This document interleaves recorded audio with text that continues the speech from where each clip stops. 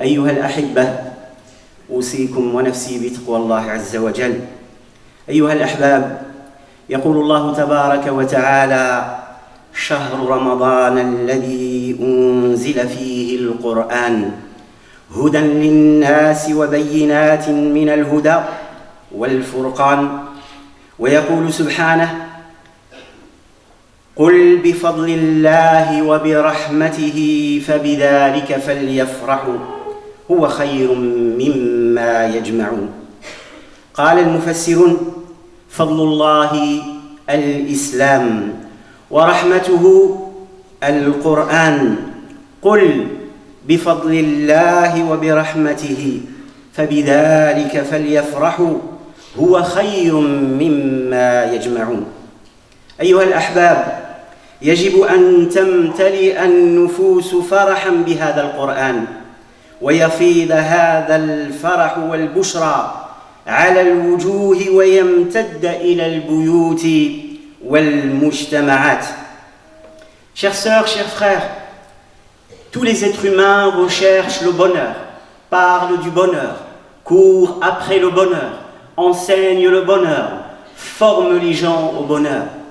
Mais le seul bonheur et le vrai bonheur, et seuls ceux qui peuvent atteindre ce bonheur, c'est ceux qui comprendront la valeur de l'Coran, de la révélation qui a été descendue.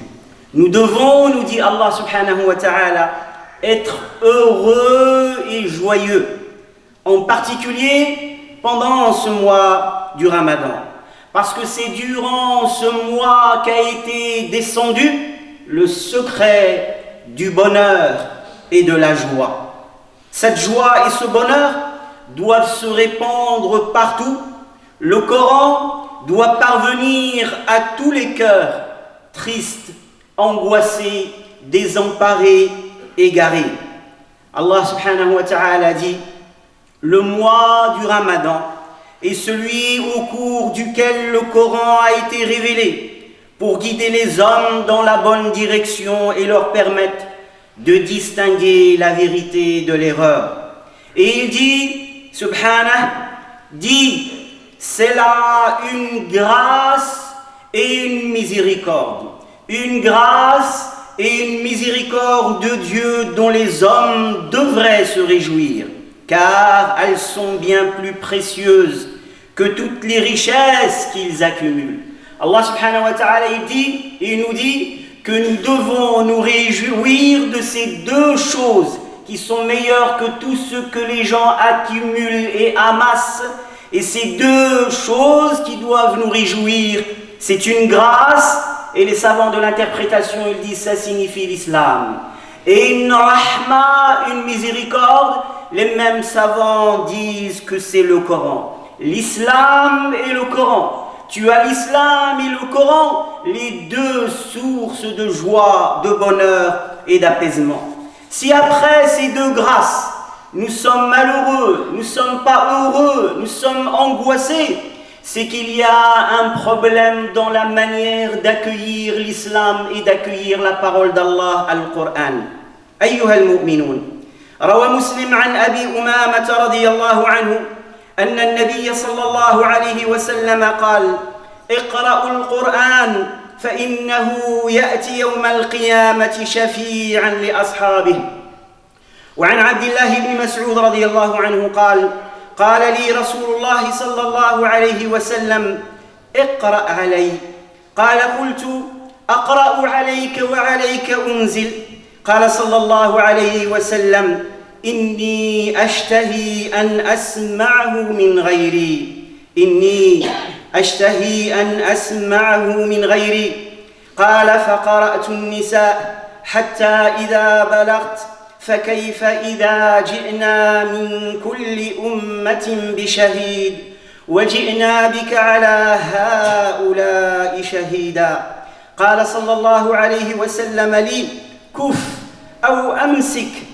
فرأيت عينيه تذرفان صلى الله عليه وسلم. La problématique, elle réside dans la manière d'écouter le Coran, dans la manière d'entendre le Coran. dans la manière de vivre avec la parole de Dieu sallallahu alayhi wa sallam. Abu Umama radiyallahu anhu rapporte dans ce hadith qui est dans le recueil de l'imam Muslim, le prophète sallallahu alayhi wa sallam a dit: lisez le Coran, car il viendra comme intercesseur le jour de la résurrection pour ceux qui le lisaient. Et Abdullah ibn Mas'ud radiyallahu anhu nous dit qu'un jour le messager de Dieu sallallahu alayhi wa sallam lui a dit: lis-moi le Coran. Et ce compagnon, il répond, Abdullah ibn Mas'ud, il répond au prophète sallallahu alayhi wa sallam: ô messager de Dieu, c'est sur toi qu'il a été révélé. Comment puis-je te le lire alors que c'est sur ton cœur qu'il a été révélé? Et le prophète sallallahu alayhi wa sallam lui répond, il lui dit: j'aime l'entendre de quelqu'un d'autre que moi.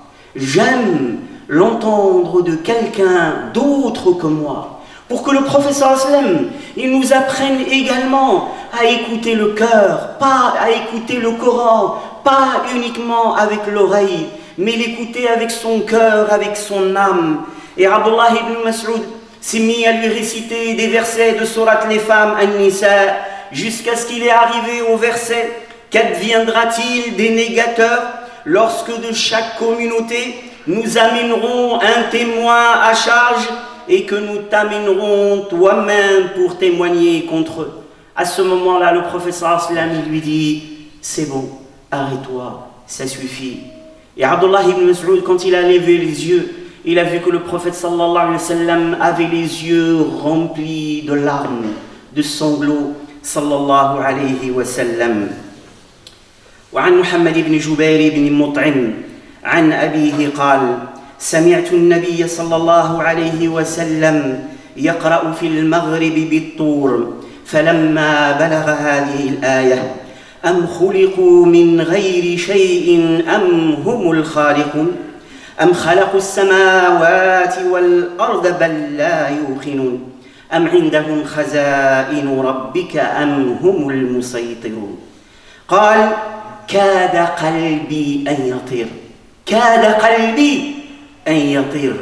Aujourd'hui, on doit remettre en question nos cœurs pour pouvoir profiter de la meilleure manière de la parole de Dieu. Et nous poser la question: quel effet a le Coran sur mon cœur, sur mon corps, sur mon âme, sur ma raison, sur ma vie, sur mon foyer, sur ma famille? Regardez l'effet du Coran, il est là. Si l'effet du Coran, on ne le trouve pas, c'est qu'il n'y a pas un problème dans le Coran, il y a un problème dans ma manière d'entendre, d'écouter, de lire le Coran. Jubayr ibn Mut'im, avant qu'il n'embrasse l'islam, il était idolâtre. Et écoutez ce que le Coran a fait sur son cœur alors qu'il était idolâtre. Il a dit: le prophète était en train de réciter Surat At-Tur pendant la prière de l'Maghrib. Et quand il a récité ce verset: ont-ils été créés à partir de rien? Ou sont-ils eux les créateurs? Ou ont-ils créé les cieux et la terre, mais ils n'ont plutôt aucune conviction? Possèdent-ils les trésors de ton Seigneur? Ou sont-ils eux les maîtres souverains? Il dit: quand j'ai entendu ce verset récité par le Coran, mon cœur a failli s'envoler de ma poitrine. Un homme qui est dans l'idolâtrie. Qu'est-ce que ça doit être quand il va l'entendre avec un cœur rempli de l'iman? Il a dit: mon cœur a failli s'arracher, sortir de ma poitrine et s'envoler. Ikhwat al-iman, وليس التأثر من سماع القرآن خاصا بالبشر، بل أخبر سبحانه عن تأثر تلك المخلوقات الخفية. قل أوحي إلي أنه استمع نفر من الجن فقالوا إنا سمعنا قرآنا عجبا بل إن الملائكة تحب سماع القرآن. فهذا أسيد بن حذير رضي الله عنه بينما هو يقرأ من الليل سورة البقرة وفرسه مربوطة عنده إذ جالت الفرس فسكتت فقرأ فجالت فسكتت الفرس ثم قرأ فجالت الفرس فانصرف قال فرفعت رأسي إلى السماء فإذا مثل الظلة فيها أمثال المصابيح فخرجت حتى لا أراها قال له النبي صلى الله عليه وسلم وتدري ما ذاك؟ قال لا قال صلى الله عليه وسلم تلك الملائكة دنت لصوتك ولو قرأت لأصبحت ينظر الناس إليها لا تتوارى منهم. Le Coran, il a un impact sur toute la création. Si toute la création est impactée, touchée, ressent le poids et la valeur de le Coran, et comme mon cœur ne le ressent pas, je dois absolument me remettre en question. Ce n'est pas uniquement les êtres humains qui sont impactés et touchés par la grandeur et la beauté du Coran, mais également les anges et d'autres créatures comme les djinns. Les djinns sont passés à côté du prophète pendant qu'il était en train de réciter le Coran. Ils ont été touchés dans leur cœur et ils ont embrassé l'islam. Et ça a été une des causes de la révélation dans laquelle le Coran nous parle de cet événement. Surat Al-Jinn. قُلْ أُوحِيَ إِلَيَّ أَنَّهُ اسْتَمَعَ نَفَرٌ مِّنَ الْجِنِّ. Dit, il m'a été révélé qu'un groupe de djinns a entendu la parole de Dieu et ils se sont étonnés, sont rentrés en admiration. Nous avons entendu un Coran extraordinaire. Des djinns sont influencés, ressentent la grandeur et la beauté. Mais également les anges qui sont des êtres de lumière, des êtres parfaits qui n'ont été créés que pour l'obéissance de Dieu. Quand ils entendent le Coran, ils descendent du monde céleste. Ils se rassemblent à l'endroit où le Coran est lu. Usayd ibn Hudayr, radiyallahu anhu, ce compagnon, il était en train de lire pendant la nuit la sourate al-Baqarah, la vache. Puis il a entendu son cheval qui a commencé à faire du bruit. Il s'est arrêté et le cheval s'est calmé. Puis il a repris la lecture, le cheval a continué. Et lorsqu'il s'est arrêté, le cheval se calme. Et à la troisième fois, il a eu peur pour son fils Yahya, que le cheval ne s'échappe et l'écrase. Et il est sorti, et là, il a vu un nuage de lumière entre ciel et terre, avec dedans comme des lampes et des luminaires. Et là, il a vu ce nuage de lumière avec ces luminaires qui étaient en train de monter dans le ciel jusqu'à disparaître. Le lendemain, il raconte ça au prophète sallallahu alayhi wa sallam, et le prophète sallallahu alayhi wa sallam lui dit « Lis, ce sont les anges et Sakina, la quiétude, qui sont descendus à la lecture du Coran. Si tu avais continué, le lendemain, les anges seraient visibles aux yeux des gens, rien ne les voile d'eux. » أقول قولي هذا وأستغفر الله لي ولكم فاستغفروه إنه هو الغفور الرحيم.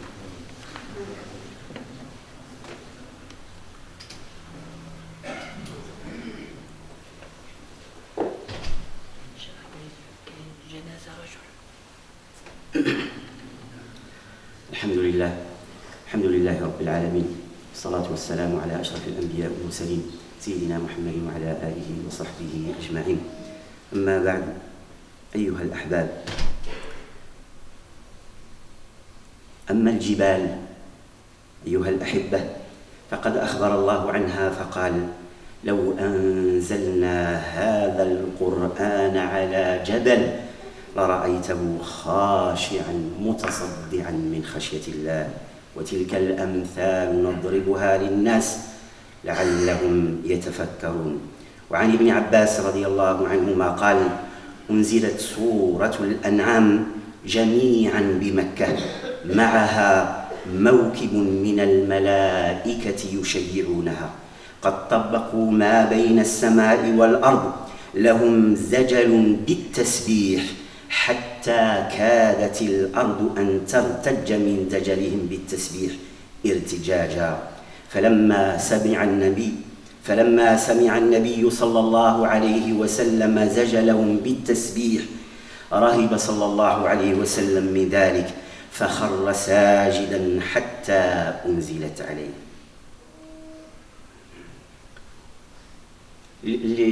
Les prophètes sont ceux, et le prophète sallallahu alayhi wa sallam, sont ceux qui réagissent le plus à la parole de Dieu.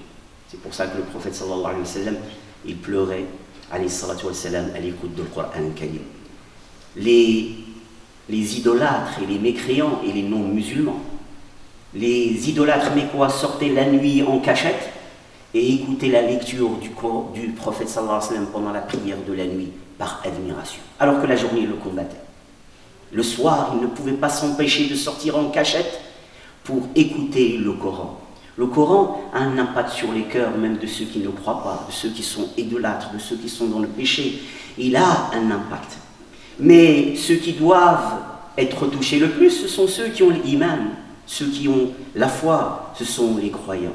Même la matière, même les atomes, les électrons, la matière liquide, solide, quel que soit son état, elle est influencée par le Coran. Le Coran qu'on récite sur de l'eau, l'eau change. L'eau change. Les formes microscopiques, moléculaires, ont des formes extraordinaires. Il y a des études qui ont été faites sur ça.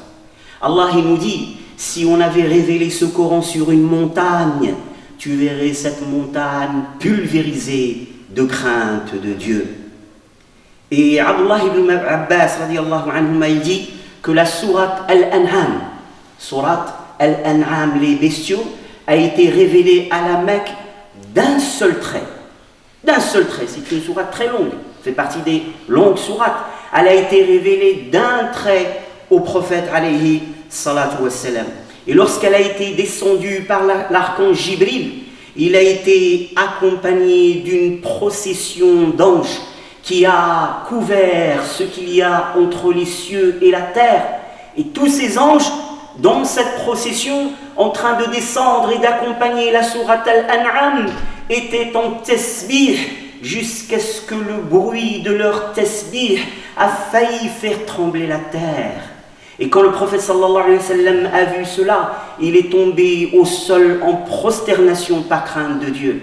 Puis, elle lui a été révélée sur son cœur. La meilleure manière de ressentir le poids du Coran, c'est la prière de la nuit.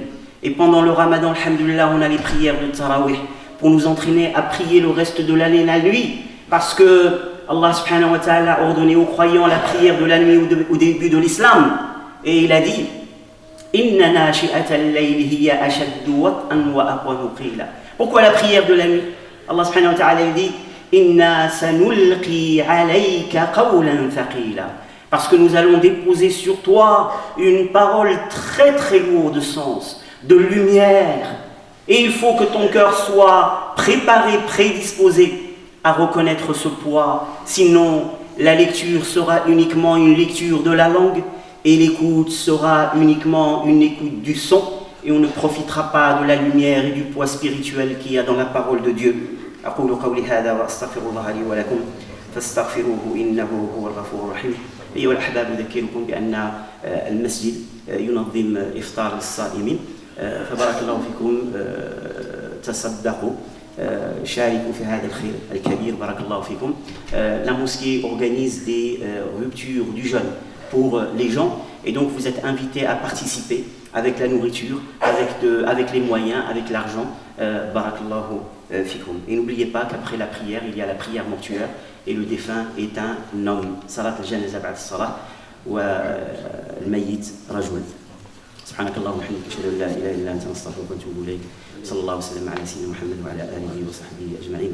اللهم اهدنا فيمن هديت وتولنا فيمن توليت وبارك لنا فيما رزقت واعطيت. حبب الينا الايمان وزينه في قلوبنا وكره الينا الكفر والفسوق والعصيان واجعلنا من الراشدين مع الراشدين. اللهم ارحمنا وارحم والدينا وارحم من علمنا وارحم من سبقنا بالايمان ولا تجعل في قلوبنا غلا للذين امنوا برحمتك يا ارحم الراحمين. اللهم تقبل منا الصلاة والصيام والقيام واحشرنا في زمرة خير الأنام. اللهم أدركنا ليلة القدر بفضلك وجودك يا أكرم الأكرمين يا رب العالمين، إنك على كل شيء قدير. اللهم ارحم هذه الأمة كلها وليا ونصيرا، أيدها وانصرها وثبتها واجمع شملها واجعلها على قلب رجل واحد برحمتك يا أرحم الراحمين. وآخر دعوانا أن الحمد لله رب العالمين.